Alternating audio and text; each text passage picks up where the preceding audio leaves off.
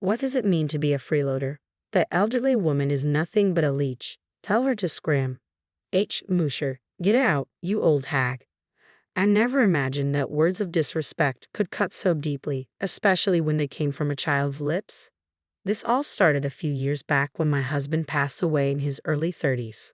Right up until the end, he held my hand and whispered, Arya, I'm sorry. Find happiness. Sadly, achieving that happiness was a struggle. Part of the challenge stemmed from living with my mother. Around the time my husband died, my father also passed away unexpectedly. My mother, who resides in a remote area where a car is a necessity but lacks a driver's license, was worried. So, despite the longer commute to work, I opted to move in with her. In hindsight, that choice was a mistake. Initially, my mother suggested, let's cooperate and live together. But soon, she settled in sloppily, treating the sofa like her personal nest. Despite our initial agreement, she made no effort to help with chores. Whenever I brought it up, she'd retort, you're the worst daughter, forcing an old woman to work. You're already a disgrace for coming back home. Her words cut deep, keeping me awake that night, deeply hurt. The next morning, I mustered courage and said, Mom, if you dislike having me here so much, I can leave. She glared at me, responding sharply, you know I can't manage without you for shopping. Are you trying to threaten me? No, I just thought maybe I'm making things difficult for you. Then just do your part and be useful, she grumbled, reluctantly eating the breakfast I prepared. I was at a loss, unsure of what she truly wanted. Her constant complaints wore down my spirit. The toll of the long commute and sole responsibility for household chores took a toll on my physical health. Each day after work, I tackled all the tasks she neglected before collapsing into bed. In a life devoid of personal enjoyment, my mother's criticisms became a daily burden.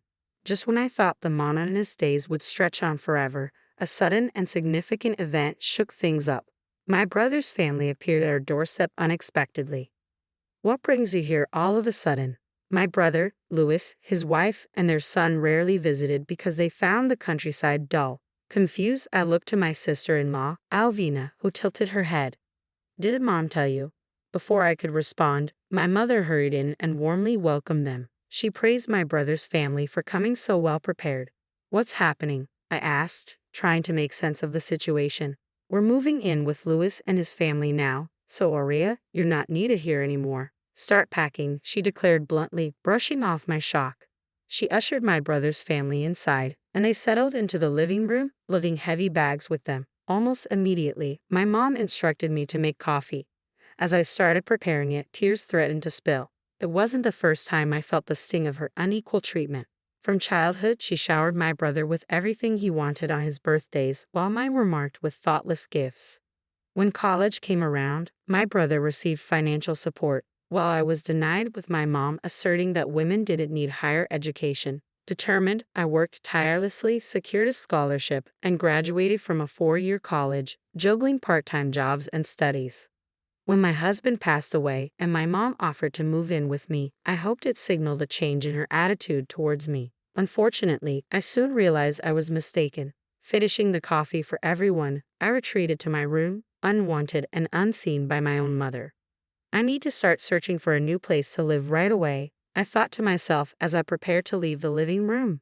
Just then, I felt a sudden jolt in my back, causing me to stumble forward. Startled and lost in sadness, I turned to see Delano, my nephew, who had kicked me. Ouch! That hurts. You can't kick people, I told him firmly.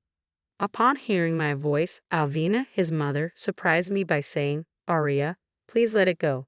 Delano grinned mischievously and boasted, I took down the old lady. Alvina chuckled and replied, yes, you did. Confused and dismayed, I showed them my bruised knee. Isn't it basic to teach children not to kick people? I'm genuinely hurt. Why shouldn't I correct Delano? We believe in no scold parenting. We let our child explore and grow freely. Alvina interjected with clear annoyance. She then took Delano by the hand and departed, stating, there's no point in continuing this conversation. Let's go play in the living room. I seethed with anger, but it was evident that my mother, brother, and Alvina were united against me. Engaging in a futile argument wouldn't achieve anything, so I retreated to the kitchen to compose myself. Just as I was on the verge of breaking down, I sought solace in sweets. I remembered having some cream puffs in the kitchen, but when I arrived, my brother was already opening the fridge, exclaiming, "Ah, cream puffs. Delano, would you like a cream puff?" He called out to the living room, and Delano eagerly ran over to grab one. I snapped at my brother. "Hey, that cream puff was meant for me.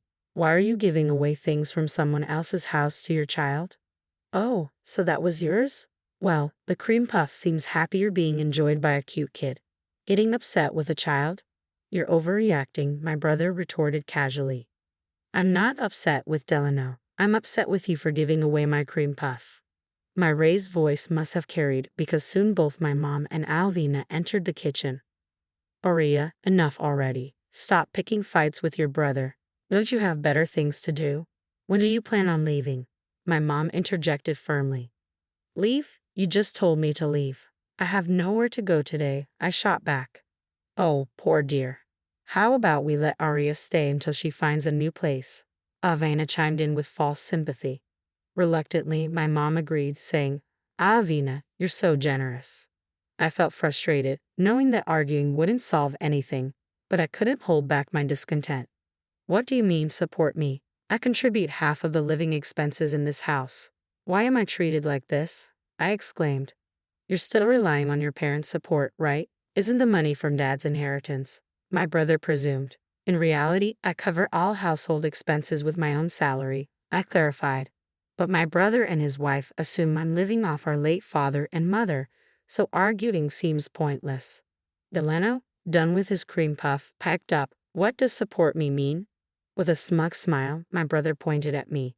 "It means her. She's a loser who needs support. Tell her to leave, huh? Freeloader. Get out, old lady." I never expected the sting of a child's insult to cut so deeply. My sadness quickly boiled into rage.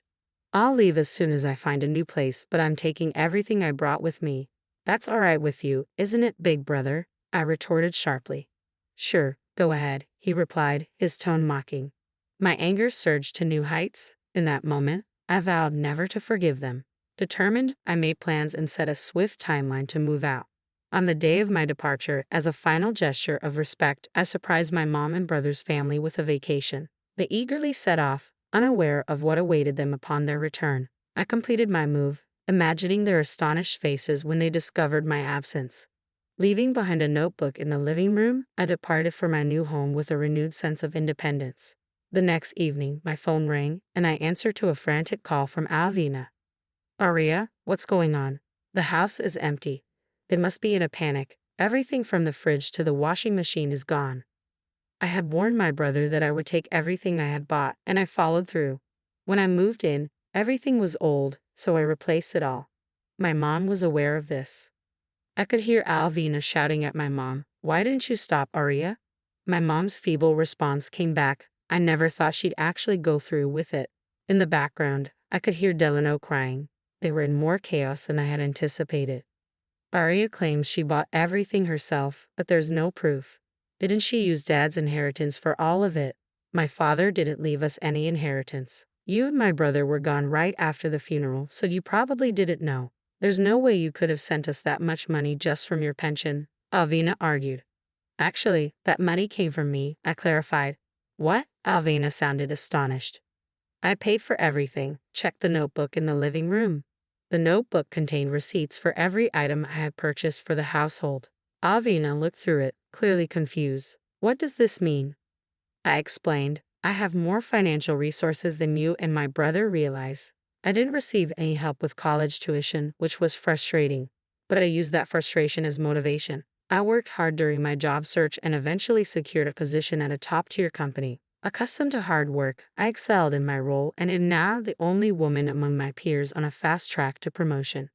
My mom and brother never seemed interested in my work, so I never bothered to tell them, Alvina explained over the phone. Both my mom and brother appeared shaken, but I felt no obligation to prolong the conversation.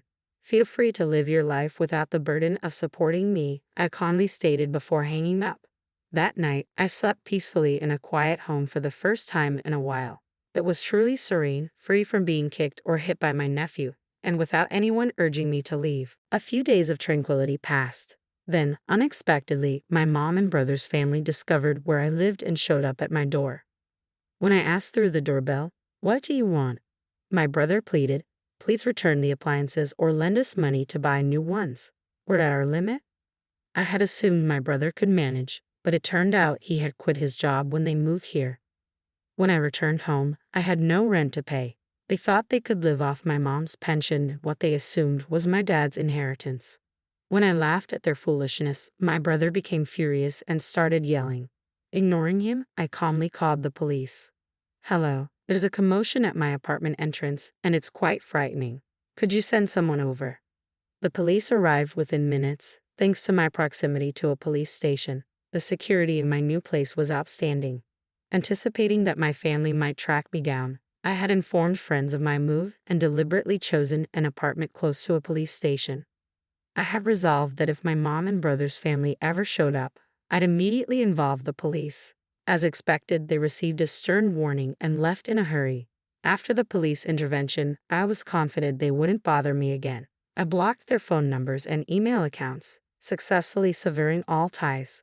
I later heard updates about my mom and brother's family from local friends. My brother is now working part-time at a grocery store, 90 minutes away by car from our hometown. He's so inept that he gets yelled at daily. In that rural area, there are few job opportunities, so he clings to his job, constantly scolded by a younger manager. My nephew Delano started kindergarten but is struggling to make friends. Thanks to Alvina's lax parenting, Delano has become so spoiled that he's hitting his classmates just as he used to do to me. Word spread among the moms, and now Alvina and Delano are isolated because no one wants to associate with them. Delano's stress manifests in daily tantrums at home, causing chaos and further damaging their already old house. Furthermore, Delano seems to have developed a deep mistrust of people. He won't even leave the house and has stopped going to kindergarten. Alvina spends her days crying, repeatedly asking, "How did it come to this?" As for me, I'm thoroughly enjoying living alone. The desire for my mother's approval vanished when I cut ties, and now I'm relishing the freedom I finally gained. My life is comfortable as I balance work and independence. Living alone can be lonely at times, but I haven't met anyone I like more than my late husband. I hope that someday I'll meet someone I can love as much as him. When that time comes, I'll be ready to start